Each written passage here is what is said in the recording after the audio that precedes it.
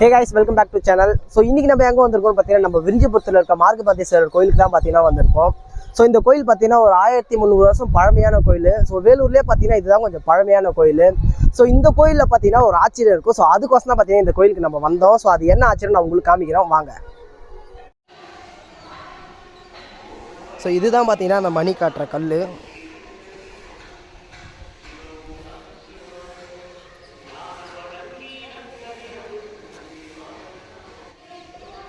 இப்போ வையே எடுத்துகிட்டு வையே.